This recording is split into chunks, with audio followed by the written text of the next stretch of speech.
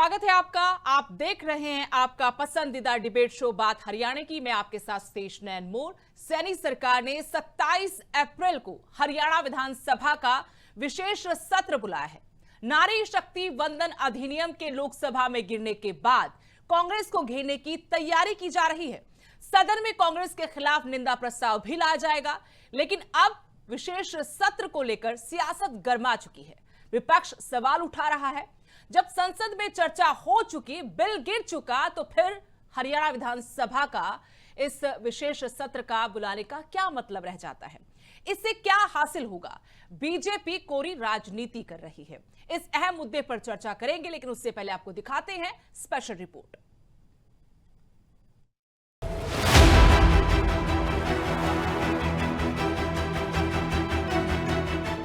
27 अप्रैल को हरियाणा विधानसभा में सियासी अखाड़ा होगा, लेकिन मुद्दा वही पुराना होगा। महिला आरक्षण संशोधन विधेयक बिल 2026 लोकसभा में नारी वंदन अधिनियम 24 वोटों से गिर गया था, जिसके बाद अब लोकसभा की लड़ाई विधानसभा तक पहुंच चुकी है, जिसके लिए बीजेपी शासित राज्यों में विधानसभाओं के विशेष सत्र बुलाकर कांग्रेस को और अन्य विपक्षी दलों को घेरने की तैयारी की जा रही है। हरियाणा के मुख्यमंत्री नायब सिंह सैनी ने प्रेस कॉन्फ्रेंस कर कांग्रेस पर महिला आरक्षण को लेकर भ्रम फैलाने का आरोप लगाया। उन्होंने कहा कि इससे कुछ राज्यों को नुकसान होगा। गृह मंत्री ने तथ्यों के साथ साफ किया कि किसी भी राज्य का प्रतिनिधित्व कम नहीं होगा। हमारे जो विपक्षी दल हैं, उन्होंने भारत की नारी शक्ति की उड़ान को रोकने का काम, कुचलने का काम, उनके सपनों को बेरहमी से तोड़ने का काम ये विपक्षी दलों ने किया है, इंडी गठबंधन के लोगों ने किया है। किस प्रकार से उसका मजाक किया, किस प्रकार से ताड़ियां पीटने का काम किया कि हमने बिल को गिरा दिया। वहीं हरियाणा की मुख्य विपक्षी पार्टी के सांसद दीपेंद्र हुड्डा ने सीएम सैनी के बयान को दुर्भाग्यपूर्ण कहा और कहा कि महिला आरक्षण तो बहाना था, भाजपा के अनुसार परिसीमन कराना चाहती थी। तो वहीं इनेलो के राष्ट्रीय अध्यक्ष अभय सिंह चौटाला ने भी निशाना साधा। पार्लियामेंट के अंदर उस पर चर्चा कर रहे थे, अगर मुख्यमंत्री जी ने ऐसा कहा, ऐसे दुर्भाग्य तो हो नहीं सकता, यानी कि मुख्यमंत्री को ज्ञान नहीं है इस विषय में, क्योंकि पार्लियामेंट में तो परिसीमन का ही बिल था। महिला आरक्षण तो बहाना था, भाजपा के अनुसार परिसीमन कराना था। प्रस्ताव जब लोकसभा में गिर गया तो यहाँ किस चीज का निंदा प्रस्ताव है? वहाँ लोकसभा के अंदर 2023 में महिला आरक्षण संबंधित जो बिल लेकर के आए थे वो पास हो चुका था। लागू करना सरकार का काम था। उसको लागू करने की बजाय नई अमेंडमेंट लेकर के आए और ये कहा कि हम परिसीमन जो है वो करना चाहते हैं, सीटें बढ़ाना चाहते हैं। फिर ये अपनी मनमर्जी से सीटें बढ़ाते, सीटें बढ़ा करके आगे इनकी कैसे सरकार ये सत्ता में बने रहे, इसके लिए एक राजनीतिक गेम कर रहे थे। उसमें ये कामयाब नहीं हुए। इसके लिए मैं सारे विपक्ष के लोगों को बधाई देता हूँ। अब मुद्दा सिर्फ महिला आरक्षण का नहीं, बल्कि सियासत में घमासान बन चुका है। एक तरफ जहां बीजेपी से महिला सम्मान और अधिकारों की लड़ाई बता रही है, तो वहीं दूसरी तरफ विपक्ष इसे राजनीतिक रणनीति और परिसीमन की तैयारी करार दे रहा है। अब देखना होगा 27 अप्रैल को विशेष सत्र में महिलाओं के हक की आवाज उठेगी या फिर सिर्फ पक्ष विपक्ष में आरोप प्रत्यारोप भी चलते रहेंगे। Bureau report, living India news. तो चलिए चर्चा की शुरुआत करेंगे। खास मेहमान हमारे साथ जुड़े हैं, नवीन केडिया हैं, कांग्रेस प्रवक्ता ओंकार सिंह हैं, प्रवक्ता इनेलो, और बीजेपी के प्रवक्ता कुछ देर बाद हमारे साथ जुड़ेंगे। आप दोनों का बहुत बहुत स्वागत है। और मेरा पहला सवाल नवीन केडिया जी आपसे है, आपको क्या लगता है जो सरकार ने फैसला किया है हरियाणा विधानसभा के विशेष सत्र को बुलाने का महिला आरक्षण को लेकर, ये सही फैसला है या सिर्फ आपको लगता है कि राजनीतिक दांव खेला जा रहा है? बात कोई सम्मान की नहीं, अधिकार की नहीं, हकों की नहीं है। नमस्कार आपको और आपके द्वारा हमारे साथियों को और आपके सभी चैनल के दर्शकों को कांग्रेस पार्टी की तरफ से मैं नमस्कार करता हूं। महिला आरक्षण बिल को लेकर के ये लोग विशेष स्तर बुला रहे हैं। महिलाओं को सशक्तिकरण ताकत देने के लिए इन्होंने कहा कि कांग्रेस पार्टी ने, शायद हमारे विपक्ष के लोगों को ये जानकारी नहीं कि महिला तो आरक्षण का जो बिल है वो तो कानून बन चुका है। 28 सितंबर 2023 को राष्ट्रपति मुर्मू जी ने उसके ऊपर सिग्नेचर कर दिए और वो तो कानून बन चुका है। लागू करने का काम सरकार का था। सरकार ने उस समय कहा कि नई जनगणना के आधार पर नया परिसरमन लागू होगा, उसके बाद महिला आरक्षण भी लागू होगा। अब सरकार की नीति में खोट आया। उन्होंने कहा भी नया परिसरमन की आड़ में, महिला आरक्षण बिल की आड़ में नया परिसरमन लागू करके और अपनी राजनीतिक रोटियां सेकना चाहती थी। केवल महिलाओं को ताकत देने का काम नहीं कर रहे, ये केवल अपनी राजनीतिक रोटियां सेकने के लिए। नवीन केडिया जी, आप जनता को अगर समझाने बैठे कि ये राजनीतिक रोटियां सेकी जा रही तो कैसे समझाएंगे उस बात को? वो कह रहे कि भाई हम तो 33% आरक्षण देना चाहते हैं और कई जगह 40-40 लाख मतदाता हैं, वहां पर तो क्षेत्रफल के हिसाब से, जनसंख्या के हिसाब से छोटा हो जाना चाहिए। लोकसभा की सीटें बढ़ेंगी, ताकि सीटें बढ़ेंगी उसके बाद आप आराम से एक सांसद का जो अधिकार क्षेत्र आता है वहां विकास के काम करवा पाएगा। सांसद मिल भी नहीं पाता। आप दोनों बातों को मिक्स मत करिए। आप रश्मि जुड़ गई हैं, बीजेपी प्रवक्ता डॉक्टर रश्मि अग्रवाल जी भी हमारे साथ जुड़ गए। बहुत बहुत स्वागत है मैडम आपका, आएंगे आपके पास। अभी नवीन केडिया जी जवाब दे रहे जी। या तो आप परिश्रम की बात करिए या महिला आरक्षण की बात करिए। महिला आरक्षण बिल सर्वसम्मति से सबने मिलकर के उसको पास किया, तो इन्होंने कंडीशनें लगाई। हमने तो उस समय भी कहा भी 543 के ऊपर लागू कर दीजिए, आज भी करें। अगर उसमें कोई संशोधन करना है, महिला आरक्षण का बिल सुबह लेकर के आइए, स्पेशल सेशन लोकसभा का बुलाइए, हम 500 उसको पास कर दें। नया परिसरमन नई जनसंख्या के अनुसार, नई जनसंख्या का आप क्यों डिले कर रहे हो? 2023 में ड्यू थी, आप 24 निकाल दिया, पहले आपने 21 निकाला, भी कोरोना आ गई, चलो कोई बात नहीं, 2 साल निकाल दिए। अरे अब तो 26 आ गया। नवीन जी ऐसे करते करते तो 29 भी निकल जाएगा, जिसको लेकर सरकार कह रही है। ये सरकार की ड्यूटी है ना, निंदा प्रस्ताव हमारे लिए। हम तो खुद महिलाओं को ताकत दे रहे हैं। राजीव गांधी जी ने पंचायती राज के अंदर महिलाओं को आरक्षण दिया, नगर परिषदों में महिलाओं को आरक्षण दिया। महिलाओं को ताकत देने के लिए तो हमने शिक्षा का अधिकार दिया, ताकि महिलाएं खर्चे से डरती हुई ना पड़े, ऐसा ना हो, उनको अधिकार दिया भी वो महिलाओं को शिक्षित किया जाए। फ्री में +2 तक किया, पहले फिर ग्रेजुएशन तक किया। हमने तो महिलाओं को सशक्त करने के पूरा प्रयास किया। और ये सरकार, क्योंकि इस समय महंगाई बढ़ी हुई है, किसान परेशान है, धरनों पे बैठे हैं, परचेज हो नहीं रही, उन सब बातों से अग्रवाल जी आपके पास ही आते। नवीन जी एक बार ध्यान भटकाने के लिए आते हैं। ओंकार जी आपके पास भी डॉक्टर रश्मि अग्रवाल प्रवक्ता बीजेपी, वो हमारे साथ जुड़ी हैं। डॉक्टर रश्मि जी, आप हमें समझाइए, हमारे दर्शकों को, हमारे जो दूसरे मेहमान उनको समझाइए कि कांग्रेस के खिलाफ विशेष सत्र बुलाकर निंदा प्रस्ताव रखने के बाद, उसको पारित करने के बाद क्या हासिल होगा? संवैधानिक कुछ फायदा होगा, व्यवहारिक कुछ फायदा होगा? फायदा क्या होगा, उसका मतलब क्या निकलता है? पहले तो सर्वप्रथम सभी को नमस्कार। और जहां तक सवाल है कांग्रेस पार्टी का, तो कांग्रेस पार्टी तो घोटालों की पार्टी है। वो सिर्फ विरोध करने के लिए ही विरोध करती है।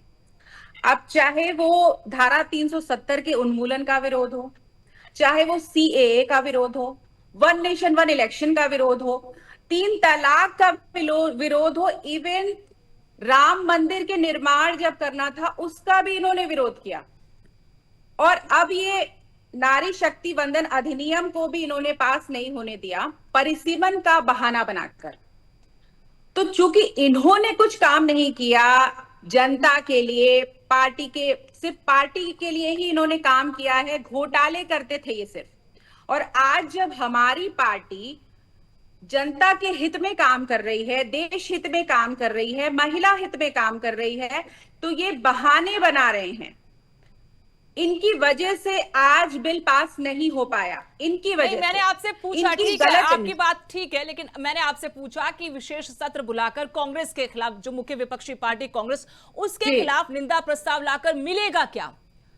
व्यवहारिक, संवैधानिक, देखिए जनता के फायदा सामने सच्चाई होगा, आनी सिर्फ चाहिए। राजनीतिक फायदा लेना चाहते हैं? ये बताइए, जनता को क्या मिलेगा? बिल्कुल नहीं, ये भी जोड़ देती हूँ मैं। बिल्कुल नहीं, जनता के सामने सच्चाई आएगी। इनका दोहरा चरित्र जनता के सामने आएगा। जो ये विक्टिम कार्ड खेल रहे हैं, इनका दोहरा चरित्र जनता के सामने आएगा। ये आना बहुत जरूरी है। उनको सच्चाई पता चलनी चाहिए कि कौन सच के साथ है, कौन महिलाओं के साथ है, कौन देश हित के साथ है।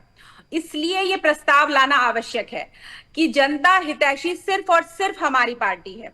इन्होंने तो सिर्फ अपनी जेबें भरी हैं और सिर्फ ये क्रेडिट गेम खेल रहे हैं, सिर्फ क्रेडिट गेम खेल रहे हैं। लोकसभा में हो चुकी थी, संसद में हो तो चुकी थी चर्चा इस बिल पर, वहां गिर गया। दोबारा विधानसभाओं में क्यों चर्चा हो रही है, ये भी तो बड़ा सवाल है। और बहुत मुद्दे हैं प्रदेश के, विधानसभा तो प्रदेश के मुद्दों के लिए है। ये सवाल एनएलडी की तरफ से भी उठाया गया कि भाई अपने मुद्दों पर क्यों नहीं बात करते आप लोग। ठीक है, हो गई बात, आप कुछ और कार्यक्रम कर सकते हैं, बीजेपी कर भी रही है कार्यक्रम, कांग्रेस भी अपनी तरफ से कर रही है। देखिए, हम जितने भी कार्यक्रम करते हैं, जितनी भी योजनाएं बनाते हैं, उनको धरातल पर उतारते हैं, वो सब की सब महिला हितैषी, देश हितैषी ही होती हैं। अब कभी भी किसी भी पार्टी ने शौचालय की बात नहीं की, लेकिन हमारी पार्टी ने 10 करोड़ शौचालय बनाए, वो महिलाओं के लिए, महिला के सम्मान के लिए ही बनाए। आवास, पीएम आवास योजना के तहत 10 करोड़ से ज्यादा महिलाओं को आवास दिए गए। नहीं, ये बातें हो चुकी। हम आज बात करें कि महिला आरक्षण संशोधन बिल जो था गिर गया, अब संसद में चर्चा हो चुकी है। हरियाणा की विधानसभा का विशेष सत्र बुलाने की क्या नौबत आ गई, उससे क्या हासिल होगा? ओंकार जी हमारे साथ हैं। ओंकार जी, आपकी पार्टी की तरफ से भी आरोप लगाया गया कि ये सब क्यों हो रहा है। आप लोगों को क्यों लगता है कि राजनीतिक दांव है ये भारतीय जनता पार्टी का? आप लोगों को क्यों नहीं लगता कि भारतीय जनता पार्टी महिलाओं को उनका हक देना चाहती है जो सालों से नहीं मिला? क्या आपत्ति है आप लोगों को अगर चर्चा हो जाए तो?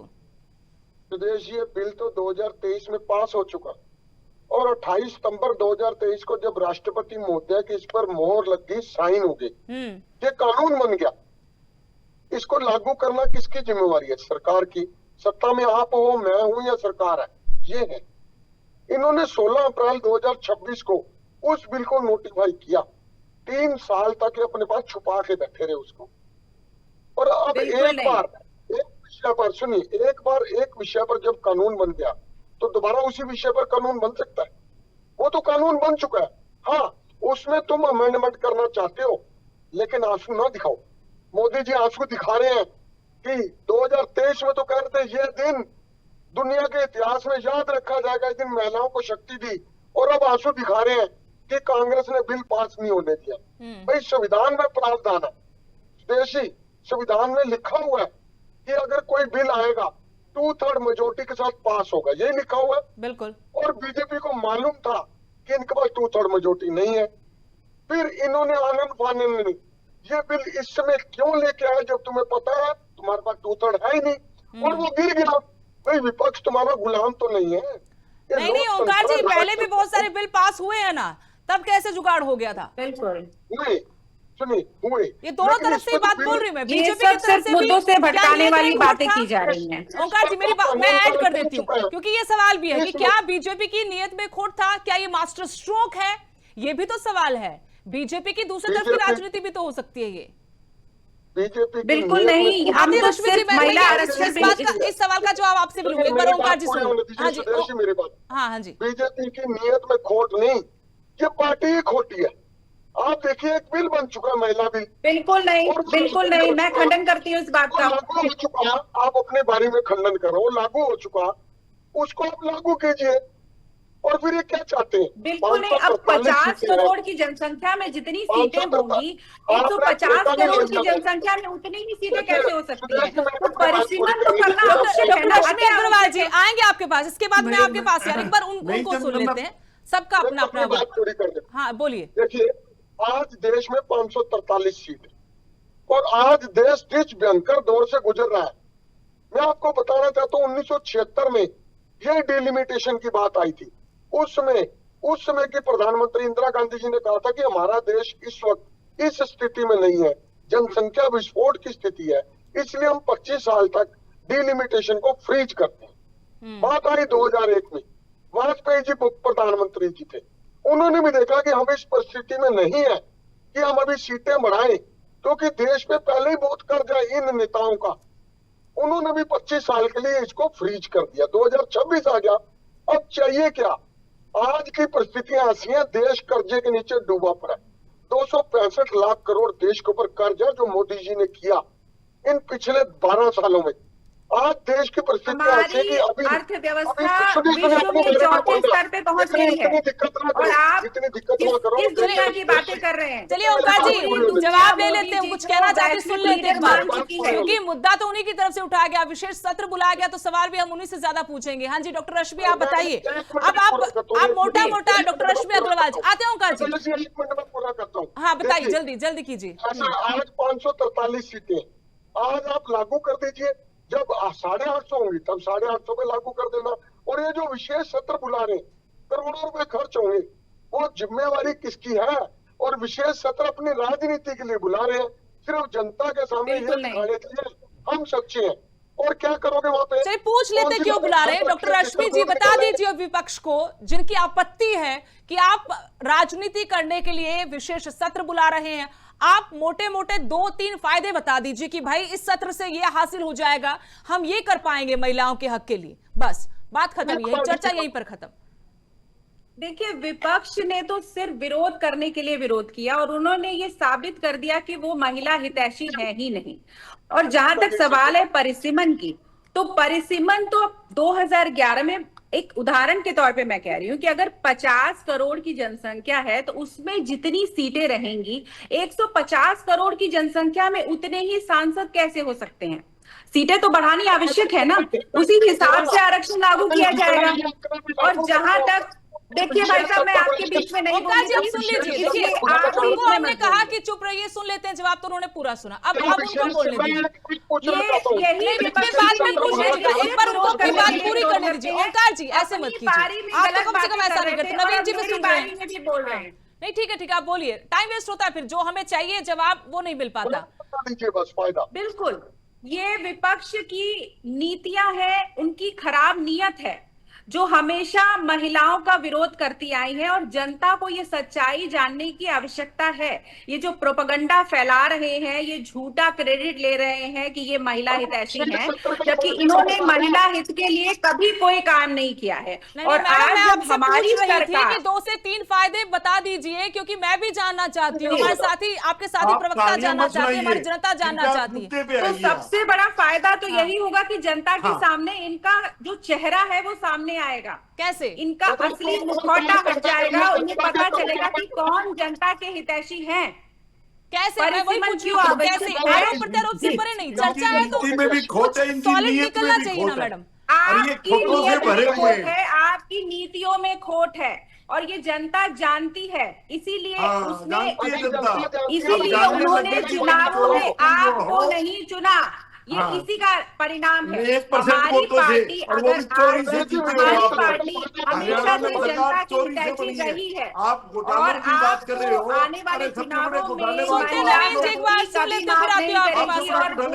इसका जवाब बोलने दीजिए उनको, फिर आती नवीन जी वो बोल। देखिए डॉक्टर रश्मि अग्रवाल आई है बीजेपी के प्रवक्ता के तौर पर, तो उनको बात करने का अधिकार है। आप घोटाले की पार्टी हैं, आप बताइए ना, आपकी सरकार है, और आज आप किस मुंह से हमको दोषारोपण कर रहे हैं? हमारी महिला राष्ट्रपति, हमारी प्रथम नागरिक महिला है, आज दिल्ली की मुख्यमंत्री महिला है, आज विश्व की चौथी। लेकिन डॉक्टर रश्मि अग्रवाल जी, डॉक्टर रश्मि अग्रवाल जी बिना लाग लपेट के सुनिए, एक बार तीनों प्रवक्ताओं से कह रही हूँ, बिना लाग लपेट के एक बात कहती हूँ, अपने अपने गिरेबान में झांक कर अगर देखेंगे तो आप सभी को सच्चाई मालूम हो जाएगी कि हम कितने वफादार हैं महिलाओं के प्रति, उनके अधिकारों को लेकर हम कितने सजग हैं। कितनी टिकट देते हो आप लोग चुनाव के वक्त में, जरा अपने अपने गेबा में झांक ले, कहां पर आपकी सरकारें हैं, कितनी महिला मुख्यमंत्री है झांक ले, कैबिनेट में कितनी महिलाएं झांक ले। नवीन केडिया जी, रश्मि जी एक बार नवीन जी को शामिल कर लेते, ऐसे चर्चा नहीं होगी, ये बिल्कुल अच्छा नहीं लगता। आप 20-25 मिनट होते हमारे ऐसे खराब करने वाली बात है, जनता भी देखती कि कौन क्या कर रहा है। नवीन जी आप लोगों को क्यों लगता है कि सरकार का ये स्टंट है, राजनीतिक स्टंट है? क्यों आप लोगों को नहीं लगता कि महिलाओं के अधिकारों के लिए सरकार जागरूक है, गंभीर थी और ये हो जाना चाहिए था? जो आप कह रहे हैं बार बार 2023 में हो गया था, उसको लागू क्यों नहीं कर रहे? परिसीमन से ऐसा क्या डर है आप लोगों को? अगर परिसीमन उनके हक में है तो क्यों है, बता दीजिए आप मुझे। देखिएगा 2026 में जनगणना होनी थी, जनगणना ये करवानी लग रही, अब इन्होंने स्टार्ट किया है। ये कहते हैं हमने कहा है भी परिसीमन जनगणना के आधार पर परिसीमन लागू किया जाए।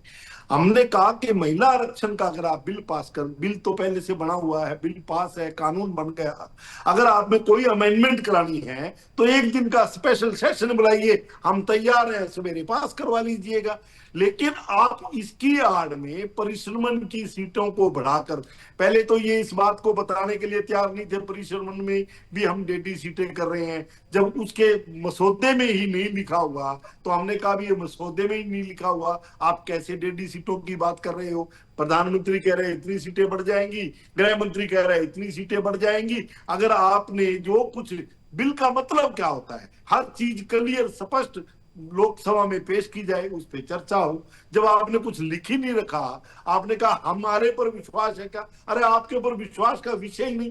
जब आप लोकसभा में कोई चीज ऐसे तर्क के साथ चर्चा किया कीजिएगा नवीन जी, मैं सभी से कह रही हूँ, ऐसे तर्क के साथ चर्चा होती तो मजा ये आता। बातें जो है, देखिए आप बोलिए मत रश्मि जी, आप बोलोगे फिर वही काम होगा। मुझे अपनी बात कहनी दीजिए, आपके टाइम में जब मर्जी। नहीं ठीक है, आगे बात रखिए, फिर शामिल कर लेंगे हम रश्मि जी को। हाँ जी। आपको 12 साल हो गए, आप हमें कह रहे हो घोटालेबाज हो। एक भी आदमी को सजा की आपने? जितने घोटालेबाज थे वो तो सारे के सारे बीजेपी में आपने शामिल करके उनको तो घोटालों पे मत ही जाइएगा नवीन जी, बहुत ही महत्वपूर्ण मुद्दा है महिलाओं का, ये छोटा मोटा मुद्दा नहीं है। देखिए ये हिंदुस्तान है जहाँ जात पात धर्म और महिलाएं वोट के लिए इस्तेमाल होते रहे हैं, हो रहे हैं, मुझे लगता है होते रहेंगे लंबे वक्त। हमने उनके पंचायती राज में आरक्षण लागू करवाया, राजीव जी के अंदर, राजीव गांधी जी ने बिल पास करवाया। हमने आपने महिलाओं के लिए कुछ किया ही नहीं है। और अभी जब हमारी सरकार महिला के लिए आरक्षण ला रही है, परिसीमन करके सीटें बढ़ा रही है, तो आप सिर्फ विरोध करने के लिए विरोध कर रहे हैं।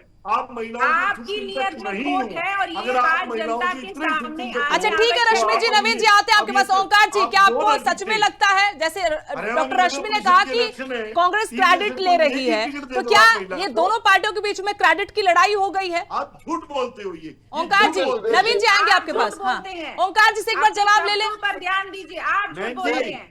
ये बीजेपी वालों का काम है। नवीन जी एक बार सुन लीजिए रश्मि जी, वरना म्यूट करना पड़ेगा, ऐसे चर्चा नहीं होगी। जी ओंकार जी बोलिए बोलिए। बेरोजगार सड़कों पे है, महंगाई चरम पे है, इन्होंने हरियाणा का अपनी छवि को बचाने के लिए ला रही है। आज देश और प्रदेश में स्पष्ट हो चुका है कि बीजेपी खुद महिला विरोधी है। अगर ये महिला विरोधी ना हो, 2023 का आप सिर्फ विरोध करने के लिए विरोध कर रहे हैं। पूरी दुनिया जानती है कि हमारी पार्टी से ज्यादा महिला हितैषी कोई पार्टी है ही नहीं, कोई सरकार है ही नहीं। और हमारे माननीय मुख्यमंत्री, हमारे माननीय प्रधानमंत्री, उनकी नीतियों से स्पष्ट है कि वो महिला हितैषी हैं और वो हमेशा महिलाओं को प्रमुखता देकर, उनको केंद्र में रखकर योजनाएं बनाते हैं और उसे धरातल पर। डॉक्टर रश्मि अग्रवाल जी, डॉक्टर रश्मि अग्रवाल जी, नवीन जी, ये दो पार्टियां जो सबसे ज्यादा सत्ता पे आसीन रही हैं इस हिंदुस्तान में, मेरी बात सुनिएगा आप दोनों, बड़े ध्यान से सुनिएगा। अगर इतने हितैषी होते तो मुझे लगता है कानून या बिल संशोधन इनकी जरूरत ही नहीं पड़ती। आप महिलाओं के लिए इतना सोचने वाले होते तो आप महिलाओं को आगे बढ़ाते। कितनी महिलाओं को आगे बढ़ाया आज तक? जो महिलाएं अगर राजनीति में हैं भी तो उनका परिवेश देखिएगा, वो किसी बड़े राजनेता के घर से बहू बेटी है, आम महिला नहीं आ सकती राजनीति में। ये कड़वी सच्चाई है और सभी राजनीतिक दलों पर ये लागू होती है। ये बातें आप कभी स्वीकार नहीं करेंगे, कोई चाहे वो कांग्रेस हो या भारतीय जनता पार्टी हो, हर वक्त कानून की आड़ में आप राजनीतिक रोटियां सेकते हैं। लेकिन हम चाहते हैं कि इस बार राजनीतिक रोटियां ना सेकी जाए आधी आबादी पर। चलिए बहुत बहुत शुक्रिया। राजनीतिक रोटियां मत सेकिएगा कोई भी, कांग्रेस हो भारतीय जनता पार्टी हो। बनाने वाली मेन जो इंजीनियर है वो भी महिला है और ये सिर्फ इस वजह से हो पाया अपने गिरेबा में झांके सभी पार्टियां। अभी निकाय चुनाव है, वहीं देख लीजिए कि कितनी महिलाओं को टिकट देंगे आप लोग, वहीं से पता लग जाएगा। वहां तो कोई कानून लागू नहीं होता ना कि आप नहीं उतार सकते महिलाएं। उतारिए, धड़ाधड़ उतारिएगा। आप क्या बात कर रहे हो? आप अपने विधायक चुन के आए, जो टिकट दिया वही देखिएगा कितनी महिलाओं को टिकट दिया है, और जिनको दिया है देखिएगा वो किस परिवेश से आती हैं, राजनीतिक घरानों से आती है। बाप बेटा दादा भाई कोई ना कोई राजनीति में है तब करके आ रही है वो। ये सच्चाई है, कड़वी है, आप लोगों को हजम नहीं होगी, बहुत कड़वी है ये बात। लेकिन राजनीति नहीं होनी चाहिए, राजनीति हो रही है और मुझे लगता है होती रहेगी। बहुत बहुत शुक्रिया आप सभी का। लेकिन अब चाहते कि राजनीति नहीं होनी चाहिए। जो विशेष सत्र बुलाया गया है उसमें असल मुद्दे पर बातचीत हो, उसका कुछ निचोड़ निकले, सकारात्मक बातचीत हो। फिलहाल के लिए बात हरियाणा की डिबेट शो में इतना ही। नमस्कार।